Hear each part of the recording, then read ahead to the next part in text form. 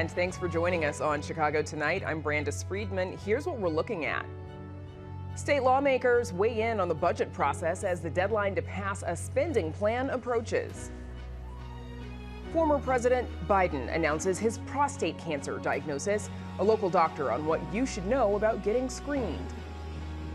And Chicago's beloved piping plovers are officially expecting. We have the latest. And now to some of today's top stories. The U.S. Department of Justice says it's investigating the city of Chicago's hiring practices to determine if they violate the Civil Rights Act. In a letter to Mayor Brandon Johnson sent today, the DOJ points to remarks he made at a church yesterday, highlighting the number of senior-level positions in his administration filled by a black person. The department questions if the city is involved in a pattern or practice of racial discrimination.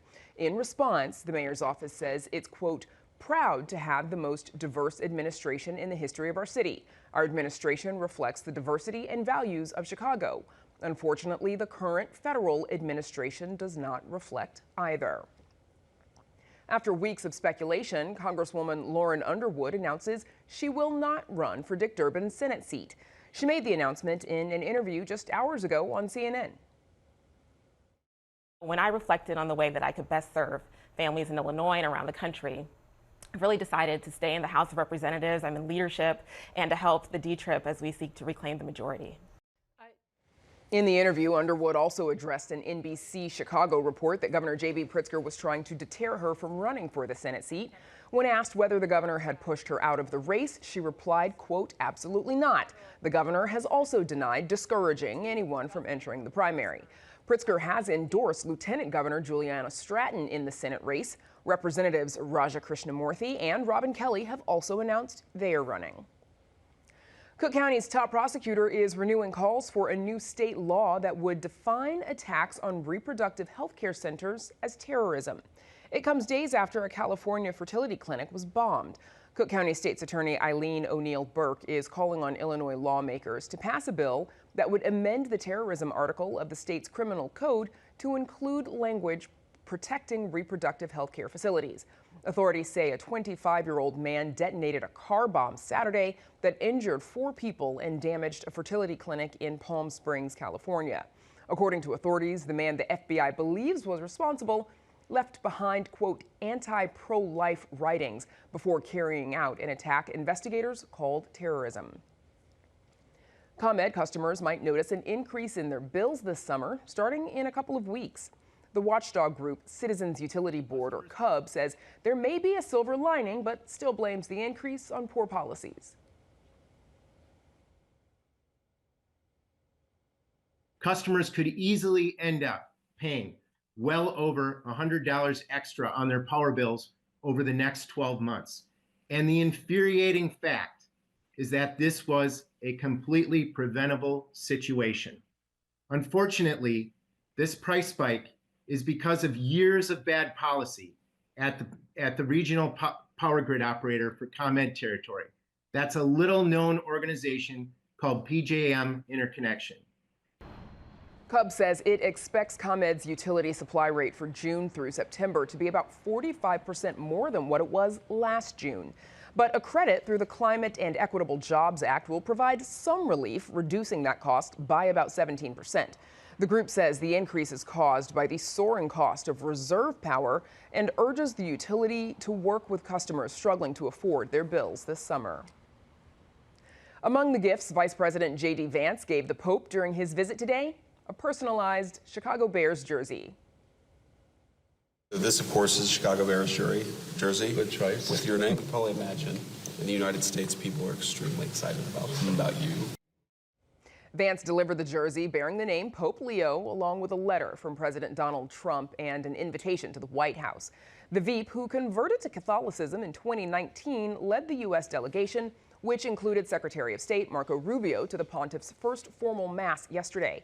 For more on their meeting, you can visit our website. Up next, state lawmakers on the fast approaching end of session, right after this.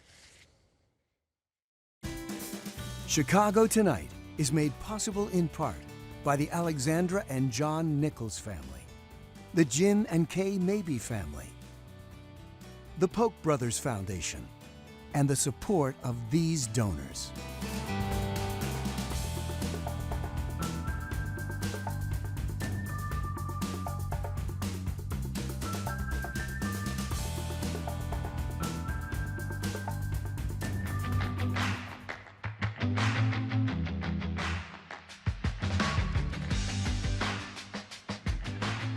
It's crunch time in Springfield with the deadline to pass the state budget for next fiscal year less than 2 weeks away. Lawmakers are working to hammer out a balanced spending plan amid federal funding uncertainties and mounting pressure from agencies asking for more money. The governor's office is also projecting state revenues to be over $500 million less than expected in February when he proposed his budget plan. Here with more on how the budget process is going are Democratic State Representative LaShawn Ford and on Zoom, Republican State Senator Don DeWitt. Gentlemen, thanks to you both for joining us. So you're already kind of far along in this process, right? Only recently finding out that revenue estimates are shorter than they were predicted to be in February. Sales tax income is down $150 million. Federal dollars for programs like Medicaid and Medicare down $278 million. And corporate income tax is down $88 million. And as we mentioned, the governor's office had already projected a $500 million shortfall. What is your reaction to these shortfalls? Representative Ford, I'll start with you. Brandis, I think that the governor and the leaders are doing a good job looking at the uncertainty of Washington. They had to readjust the revenue forecast and had to go down in the projections because of the possible recession. So the governor and the Speaker of the House and the President of the Senate, they've been doing a great job watching the market, watching the federal funds that's coming in, and making sure that we're prepared to take care of families in Illinois, regardless to how devastating Congress is acting toward Illinois. Senator DeWitt, same question to you. What do you think? What's your reaction when you hear about these shortfalls? Well, I don't know that there's any significant dollars that have actually been accounted for that have been withheld by the federal government. There was some federal dollars, some programs that were discontinued, pandemic-driven programs that were used to allow food pantries to acquire locally grown products here in Illinois. But that program was probably going away anyway with the pandemic finally coming to an end. Look, it's no surprise that there are significant revenue shortfalls. We knew back in February, and we made it clear that the day before the governor's budget address in February, there was a $3 billion deficit in the revenue stream. Miraculously, the day before, that number shrank to $1 billion. The reality is that's where it actually stands today. The governor's talking about a $500 million shortfall in revenue, but there's actually another $470 million in tax increases that are incorporated into this new budget. He's still $1 billion short on revenue, and it's time for the governor to start tightening his belt when it comes to protecting the taxpayers of Illinois. So here's a bit of what Governor Pritzker said last week about the state's budget challenges. This is certainly a tough year, but I will remind you that if you look around the country, every state is facing this challenge right now. It's partly because of the slowdown or the expected slowdown of the overall economy since the new administration came into office. So, Senator DeWitt, how much of these budget challenges do you think can be attributed to the Trump administration's changes and movements? Well, I don't think any of the proposed challenges that the governor is suggesting can be attributed to the change of administration in Washington right now. Again, like I mentioned, when we sat with the governor's own Office of Management and Budget during appropriation hearings the last 2 to 3 weeks, I specifically asked his director, can you attribute any dollars that have been withheld from the state of Illinois for federal programs? The only one she could assign or relay was that federal fund to acquire for the state to acquire food for food banks across the state of Illinois. Medicare is looking at some potential cuts, but frankly, I think that's something that every state, specifically Illinois, needs to be looking at when it comes to the waste and fraud that occurs in Medicaid spending here in Illinois. I don't have a problem with the federal government looking at every single dollar being spent on those federal programs right now. And what's going to be important is whether the governor chooses to respond to those in a financially responsible manner, or whether he's just going to continue to gin up his support base as he continues to run for president and decide that he's going to make that an issue when one really doesn't exist. Well, I tell you, it's clear that the president's tariffs has caused the consumer, the business community, and the market to be worried and alarmed, and that slows down any economy, and it hurts our economy here in Illinois. And so Washington, the Republican Congress people and senators, they're hurting the economy because they won't stand up to this administration. Illinois is already a donor state where we send more money to Washington than we return. So I think that it's unfair that our senator here doesn't recognize that we actually are being hurt by President Trump's policies. Representative Ford, some Democrats, of course, are also pushing for additional funding for various programs that may not be possible without tax increases. And I think a lot of voters and constituents probably want to know what kind of tax increases might be possible. Well, we hope that we don't have to raise taxes on people, but our goal is to work through this budget and do everything that we can to take care of families in Illinois.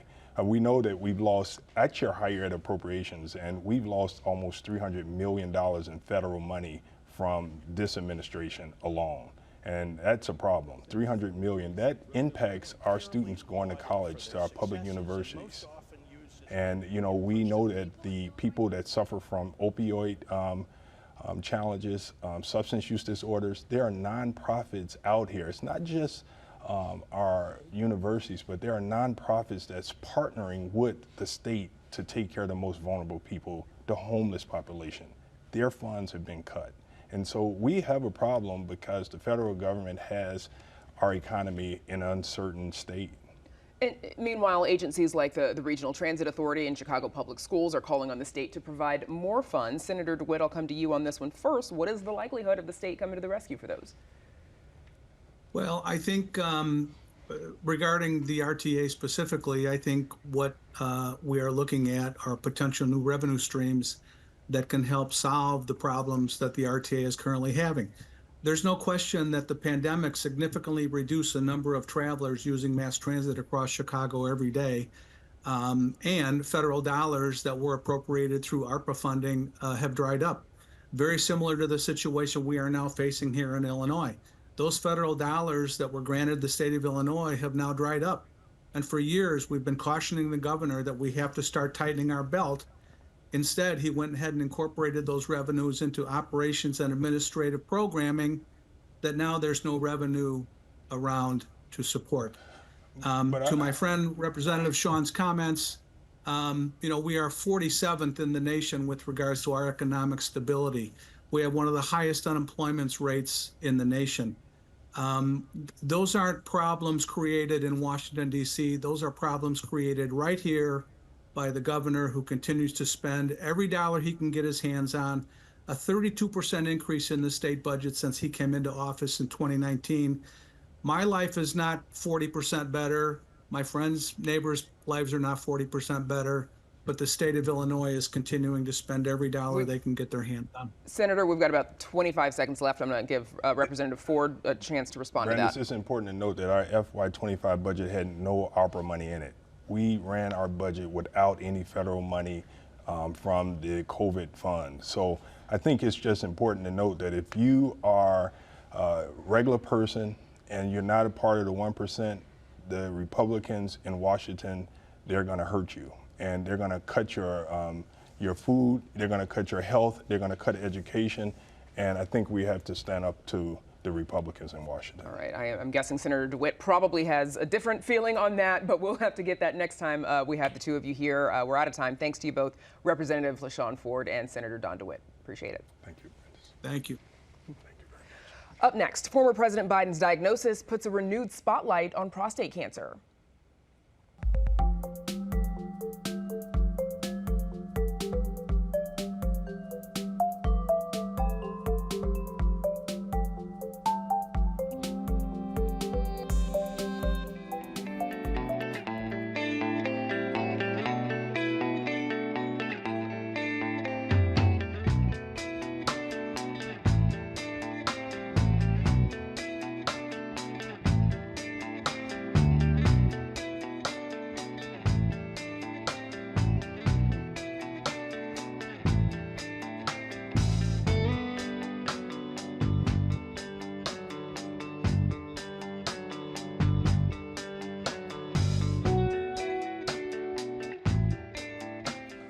Former President Joe Biden has seen an outpouring of support following an announcement that he has prostate cancer.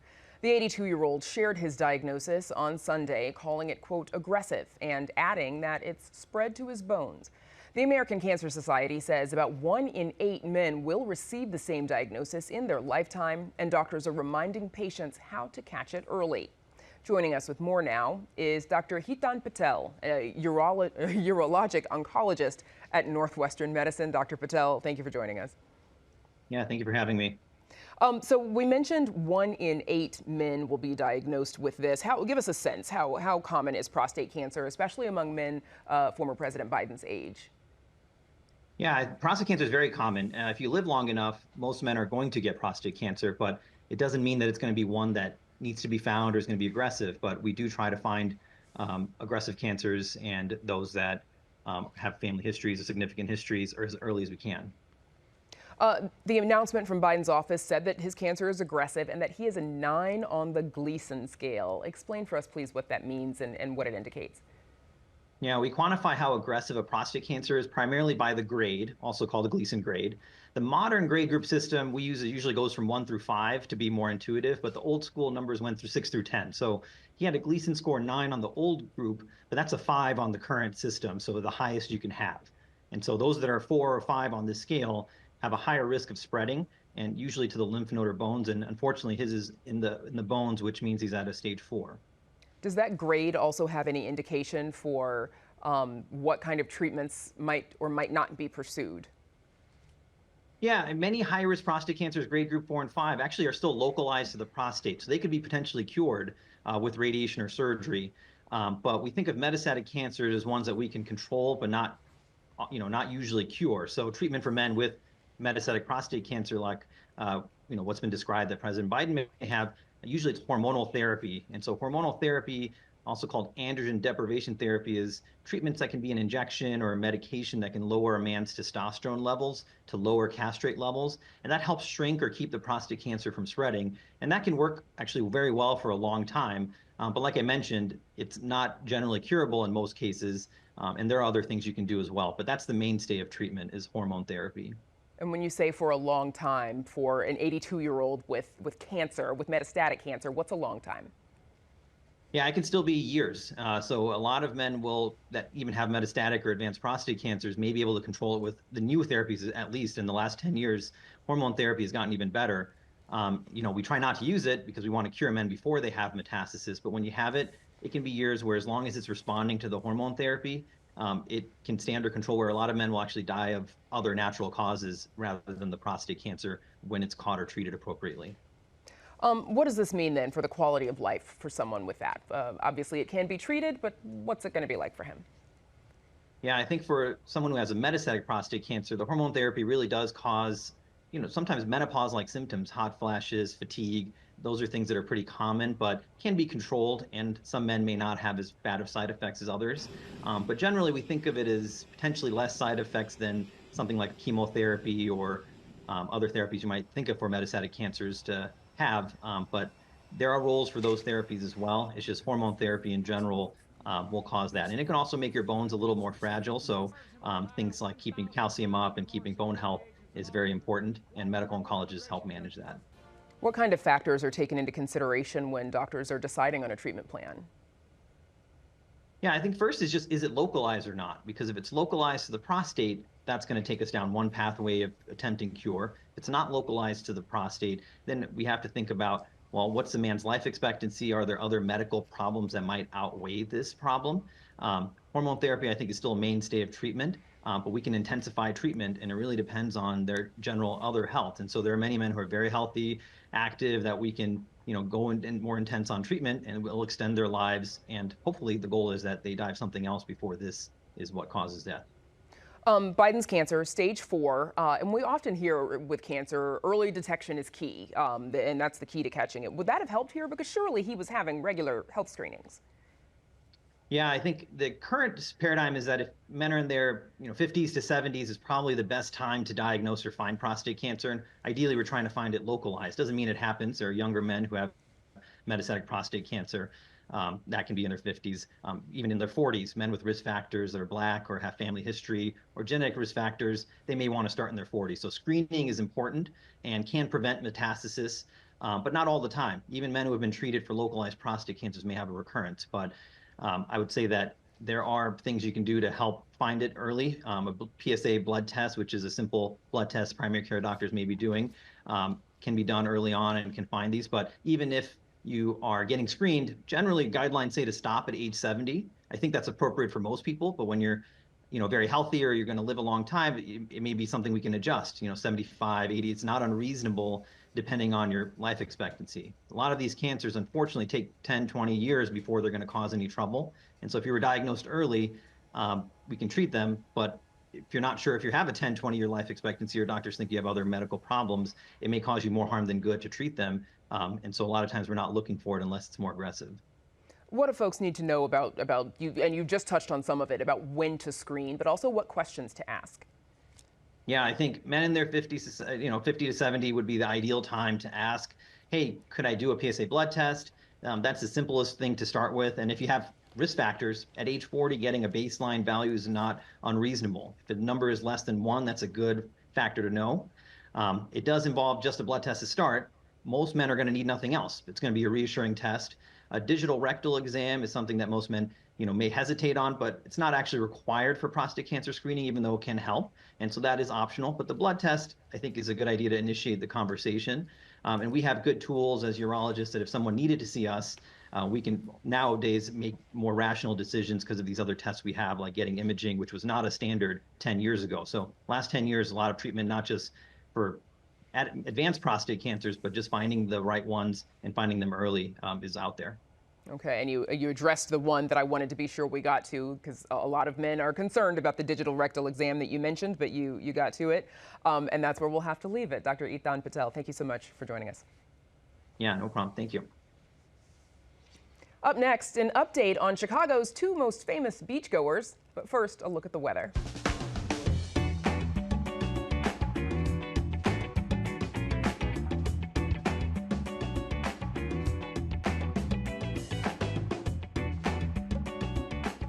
Chicago's beloved piping plovers are back and officially egg-specting. See what I did there? Imani and Sea Rocket were reunited at Montrose Beach barely a week ago and are not wasting any time getting reconnected.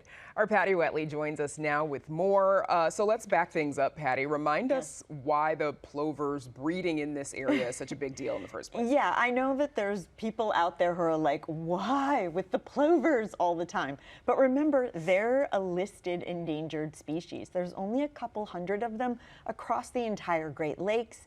Back in the 80s, they were down to maybe only a dozen breeding pairs. Today, their stronghold is up north in Michigan by Sleeping Bear Dunes. So the fact that Monty and Rose back in 2019 found each other on a beach in Chicago, the 3rd biggest city in the U.S., is amazing. And the fact that they continue to return and that their offspring have found love here, that's pretty cool. Endangered species on a Chicago beach. That's a big deal. That is pretty cool. So what is the latest then with Imani and Sea Rocket? So yes, Imani and Sea Rocket, we know they have 1 egg. Plovers tend to usually have a clutch of eggs of 4. And they can lay an egg like maybe every day, every other day. So a few more days, we'll know if we're going to get a full clutch. And then I would expect maybe sometime by the end of June, middle end of June, we might see something hatch. Some emerge. hatchlings. Yes. All right. So, and this is not the pair's first year breeding. Remind us how last year went. Yeah, last year they had 4 chicks. Only one of them, Nagamo, survived. And we're still waiting to see if Nagamo, we don't know what gender they are, and if they do come back. Sometimes your first year birds, their first migration, they arrive a little bit later. So there's also some plovers up further north in Illinois on a private beach in Waukegan. Blaze and Pepper also were first-time parents last year.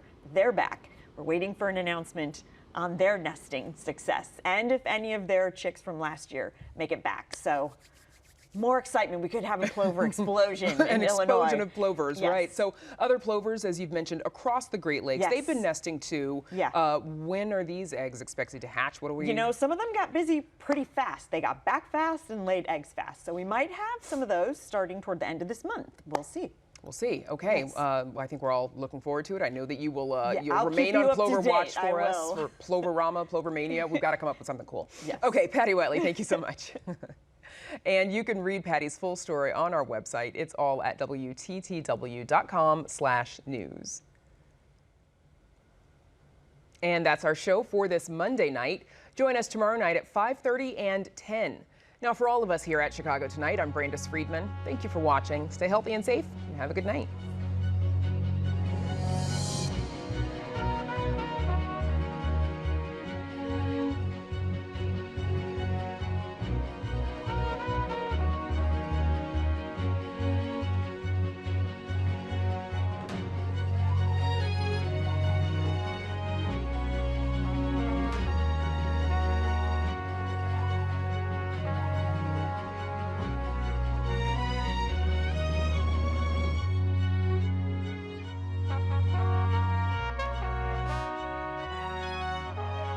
Closed captioning is made possible by Robert A. Clifford and Clifford Law Offices, a Chicago personal injury and wrongful death firm that supports educational initiatives in the legal profession.